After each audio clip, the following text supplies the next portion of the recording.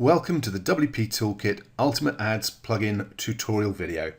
We're going to follow the standard WordPress plugin installation process. We're already logged into our WordPress admin dashboard, so we simply choose Plugins, Add New, then choose the Upload Plugin button at the top, then choose the Choose File button. It opens a browser window on a desktop. We specify the zip file, which is WP Toolkit-ultimateads.zip. Click on Open, and then click on Install Now, and it'll take a second or two to install that plugin to our WordPress blog. And once it's finished installing, we simply click on the button to activate the plugin to make sure that it now appears in our admin menu on the left hand side here. And there we go. As you can see, if I scroll on down, we've got WP Toolkit Ultimate Ads. And you can see we have the 4 different types of ads available to us as separate menu options under the Ultimate Ads plugin. Let's start with the theme ads. So here we are on the theme ads menu page, and I'm simply going to scroll down a little bit so you can see more of the settings. And one of the things you'll hopefully notice as I go through the tutorials for the different areas of the plugin is that we keep the settings simple and mostly self-explanatory. We're not trying to turn this into an overcomplicated, over-sophisticated plugin. What we need to achieve can be done quite simply, and we want to make sure that you don't need to be some sort of techie in order to be able to get the most out of this plugin. So the first option is quite simply the number of ads that you want to use. In this case, I've got 3. If I changed it to 5, you'll notice that suddenly we've got 5 ad widgets across here instead of just 3. Now I'll pop it back to 3. Then you have the number of ads that you're going to show per page. So for instance, on the home page, in amongst your initial posts, how many ads do you want intermingled with those posts? Now generally we've found that 2 or 3 ads mixed in tends to be about the right number, but it does depend on the format of your theme and how many posts you're actually displaying per page. So for instance, if on the home page you've got say a dozen or more posts being displayed, then you may want maybe 4, maybe 5 ads shown rather than just 2 or 3. Then we have the number of posts that you want to appear before any ads are displayed. Now I've got this set for between 3 and 5 to vary it a little bit. Basically here you probably don't want an ad showing up as the very first post or the second. Let people see some content first and then mix in your ads. Then we have the choice of whether you want the ads shown randomly or in the order of which the tabs appear, so the order in which you set them up across these tabs. Now in order can be very useful if you want the ads to flow in a certain way, to run through a sequence of ads, but mostly I tend to go for random just to mix it up a little bit. Next we have the ad width and ad height. Now this allows you to tweak the settings so that the width and height of your ad fits in with the posts displayed on your home page, so that they fit in the same sort of way and blend in. You want them to look as close as possible to your normal post format so that they blend in and people feel that they are actually content. That usually results in a higher click-through rate. But do bear in mind, you can mix it up. You could have some ads that are quite obviously ads, a big banner and an offer, and then have some more covert style ads that fit in with the format of your posts and look like content. And for the ad widgets themselves, you have the title and then you have the content, and this can be pretty much whatever you want. As I say, it could just be a banner, an image, but usually it's best to have an image and some text, something that fits in with the format of your other posts. This is a good example where I've got the image, which is a banner in fact at the top, and then a little bit of text afterwards, and no title in this one, but vary it up and have a look at what it looks like mixed in with your posts. And yes, you can use standard HTML formats such as header 1, paragraph, bold, center, things like that, underline, all the standard sort of settings that you'd use. If you're not familiar with HTML coding like that, don't worry, you can just grab an image that is the same size as your post format and just link to that. Okay, having said that we like to keep our plugins really simple and easy to use, this is the bit that is for techies. Now, for most people, all you need to do is make sure you've got post in here. That's just to make sure that the particular format of the ads fits with your posts. That's a class within WordPress. The rest of this, do not worry about unless you are a techie with CSS skills and knowledge. In that case, you'll know what you can do with this, and you can do an awful lot with it. So play around with it. Feel free to do so if you know what you're doing. If not, don't worry about it. Ignore it apart from putting post in the post classes, okay? And then simply click on Save Ads, and your theme ads are up and running. And if we pop over to the home page of my live test blog, you can see if I scroll down, here's an example of one of those theme ads appearing mixed in with my content and my posts. And if I scroll down, there's another one, that very basic text one. Again, you can have as many of these as you want. Play around with the format, get them to mold in and mimic your posts, or to stand out as ads, whichever you prefer. And again, we'd actually recommend having a bit of a mix, so you get the best of both worlds. Okay, let's go back to our WordPress admin dashboard and have a look at the ad bar settings. And the first setting is quite simply whether the ad bar is active, whether it's being displayed live on your site or not. Okay, let's scroll on down a bit further, and you can see that we have quite a lot of space for the actual setup of our action bar, and you have a HTML editor with the visual view or the text view where you can actually get into the code. Now, the important bit here is you do have plenty of room, and you can put pretty much whatever you want in here. So for instance, if you wanted to put a countdown timer in here, you could. If you want to put an actual ad in here, you could. Generally, to keep it effective, the best option is usually some sort of attention grabbing bar, just to grab people's eyeballs and get them to click on that bar. But basically, we wanted to make sure that you have the option of playing around with this and experimenting with it. If you do come up with any novel ways of using it that are particularly effective, please feel free to let us know. We love hearing feedback about our plugins and how they're put into use by our users.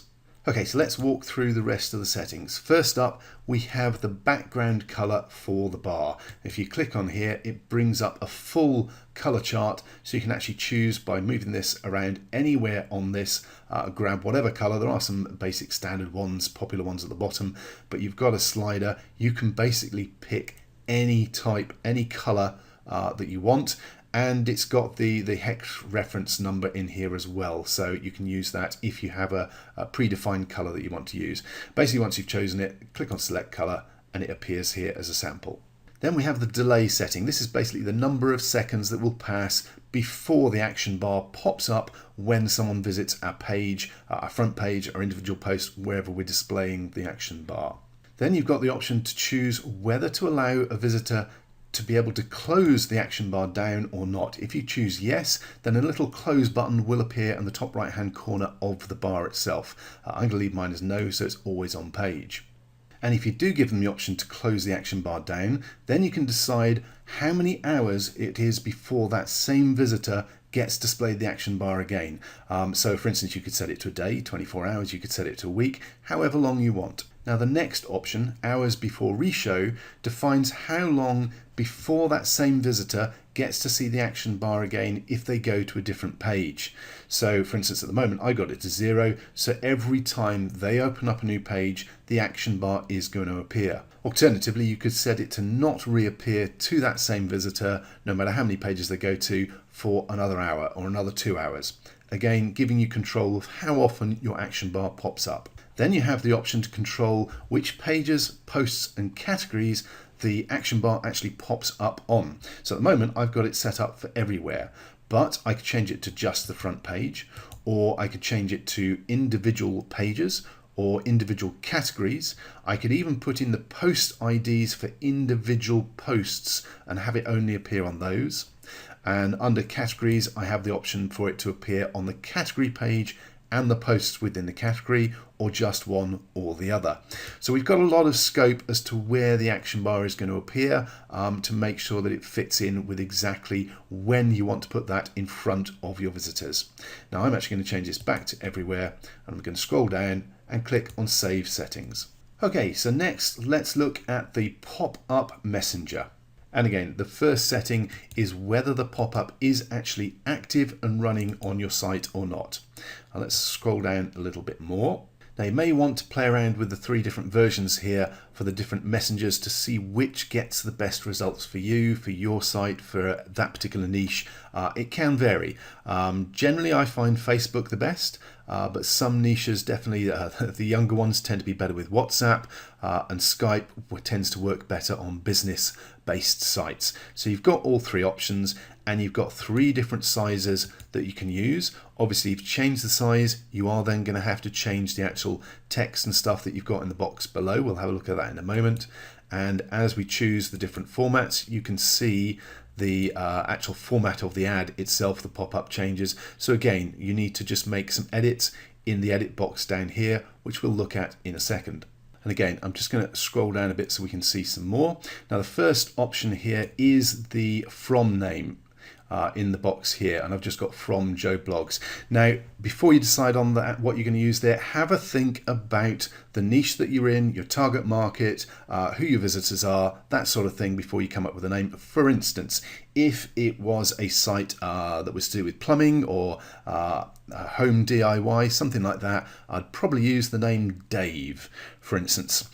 If on the other hand it was a parenting site or something specifically more female, maybe a beauty site, then I'm going to want to use a woman's name and something again that fits in with the theme, maybe Delilah. Okay, so don't just bung anything in there. Give it a few minutes thought as to who you're likely to be targeting with this ad, and try and come up with a name that resonates for that particular model visitor. And as for the actual message format itself, you have again a full HTML editor, so you can do whatever you want with this. We've got the visual editor with all the standard formats available. You can even click on the text option and dig down into the code itself. For instance, you'll see that the actual link that I have here is hard-coded in, and the image that I'm using is just a 74 by 74 pixel profile image that I've grabbed and included in that particular message post. Basically, you have total control over the look and feel of this message and can play around with it and experiment it to your heart's content. So for instance, at the moment, I've just got black text and the link bit is in blue. I could change some of this text to red, which would really make it pop, because we're not used to seeing red text in a Facebook style messenger.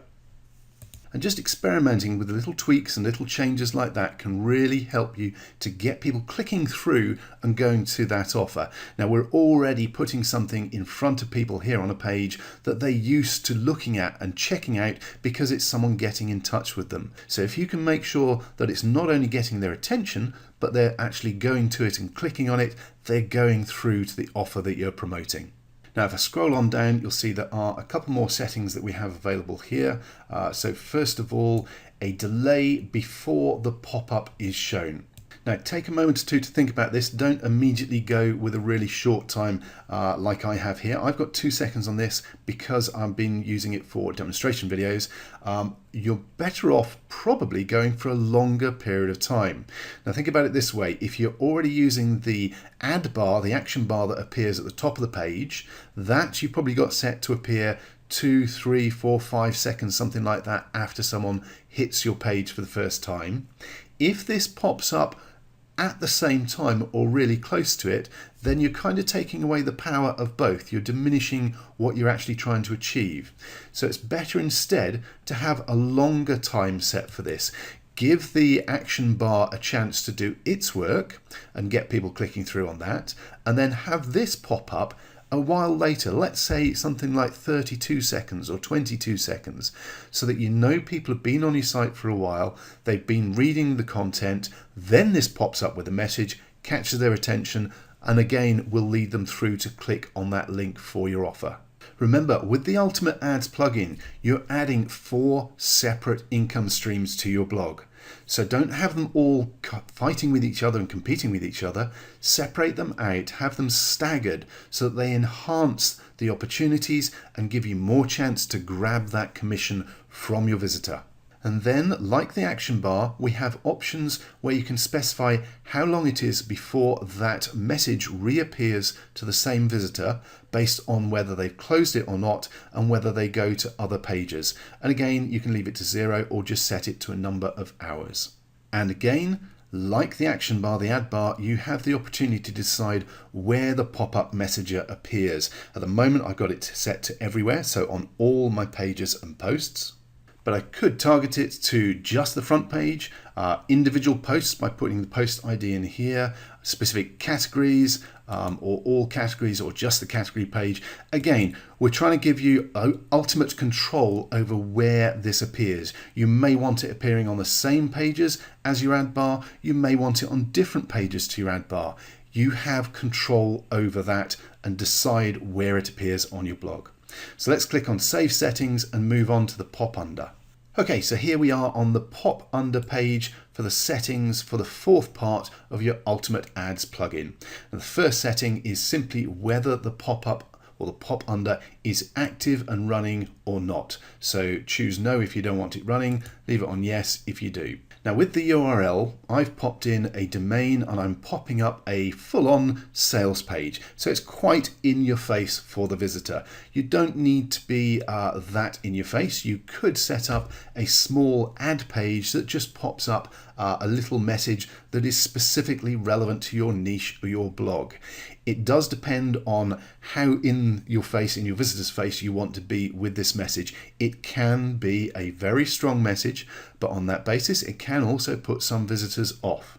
So I would highly recommend that you make sure it is a very congruent, very relevant, very targeted message that you're displaying to people, because it is popping up in a new browser window.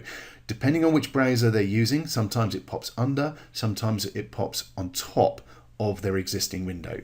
And on that basis, this is one where, in our experience, it works far better if you actually target it either to a specific category or indeed to individual posts, rather than having it pop up whenever someone hits your site or goes to any page. At the moment, I've got it set to everywhere simply for demonstration purposes so that it pops up straight away.